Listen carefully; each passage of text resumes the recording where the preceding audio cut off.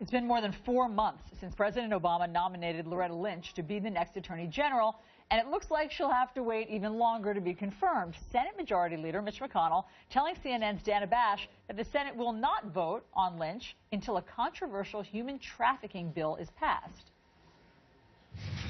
We are not going to be able to finish the trafficking bill until this gets resolved, and this will have an impact on the timing of considering the new Attorney General. Now, I had hoped to turn to her next week, but if we can't finish the trafficking bill, she will be put off again.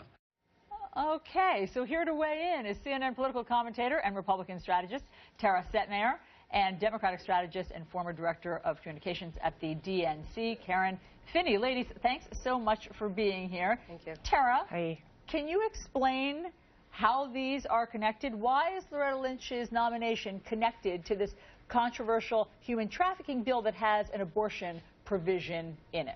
Well, the way the Senate, you know, the way the average people look at how things go, we think, oh, it makes sense. We can do this schedule, that schedule, and move on to the next one. But the Senate is a strange beast. Even for me, working on the Hill, working on the House side, oftentimes we don't understand how the Senate calendar works.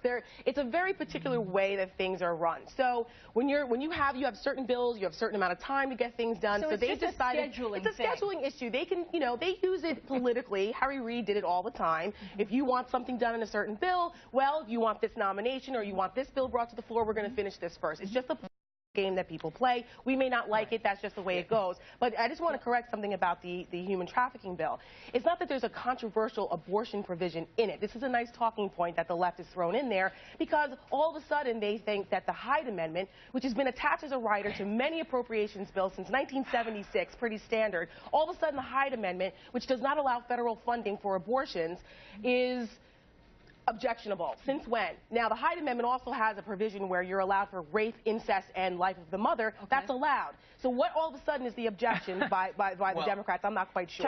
First of all, you know who controls the schedule of the Senate? To blame it on some mysterious scheduling thing as if they didn't have control over it. It's the Senate Majority Leader who does control that. But Karen Finney, before I let you just get away with this plain sigh right there, what about the point? What about the point that Tara is making, that we're talking about the Hyde Amendment there, which was in the bill in plain writing, which the Senate, you know, Minority Whip Dick Durbin just admits, you know what? Hey, let me read this. What do you want me to tell you? We missed it.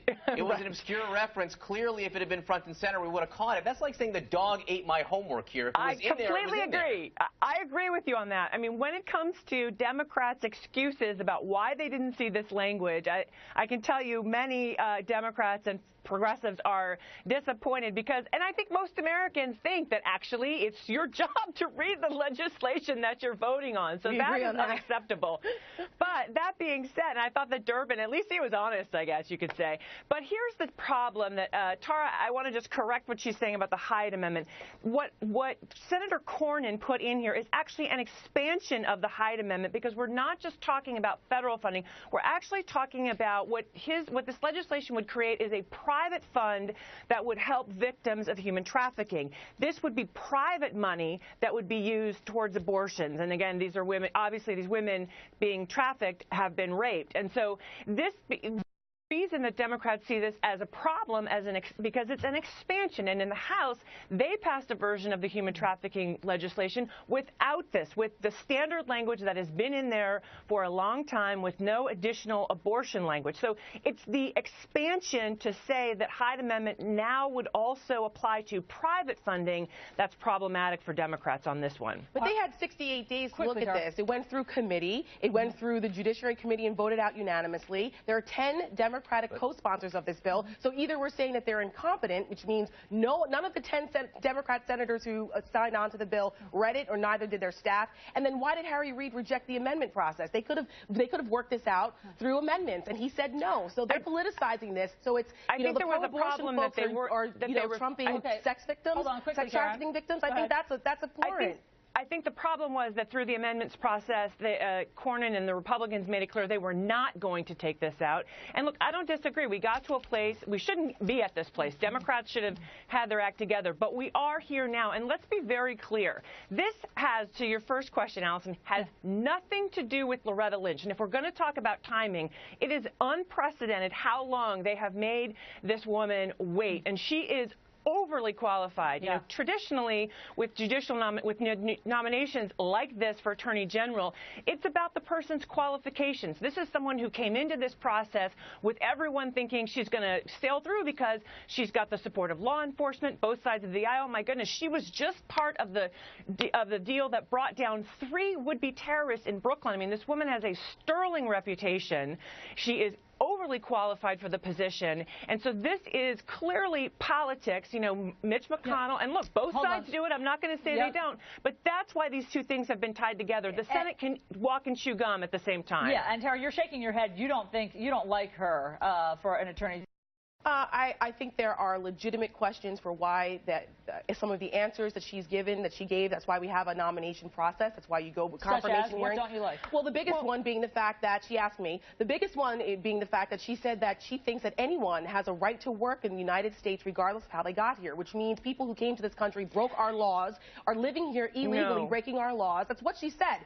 That, to me, if you're going to be the #1 top law enforcement official in this country, you need to uphold and respect the laws, regardless of your political leanings on that. And the other thing about her, the timing of this, and trying to blame that Republicans are holding her up because of whatever nefarious reason. Well, Senator Pat Leahy had the opportunity to bring her nomination forth when he was still chairman of the Judiciary Committee when the Democrats controlled it, and they chose not to. I need to correct this point. I need to correct this point that Tara made. Timing. I just want to bring that point up that the Democrats had a chance to do this before Republicans took over, and they chose not to. Your response, Karen? Actually, the Republicans and the Democrats worked out a deal because the Republicans asked, because they were doing judicial nominations, could we move this to the next session? But hold on, Tara. Now, the point that is a great right-wing talking point, but I need to correct you. She actually went back and said she did not. She said, I am not saying there is a federal right to work. She said, I am talking about the work ethic that was passed down to me and my family. She was speaking as an African American, meaning if you came here on a slave ship, it doesn't matter. You still have to work. You still have to pull your weight in this country. She made that clarification. Come on, let's give her a break here. Tara Setmayer, I think there may be no conclusive answer to this debate, but I thank you for being here with us this morning. There also may be no conclusive answer to this. Where's Vladimir Putin? Good question. 11 days now, we've not seen hide nor hair of the Russian leader, and this is extremely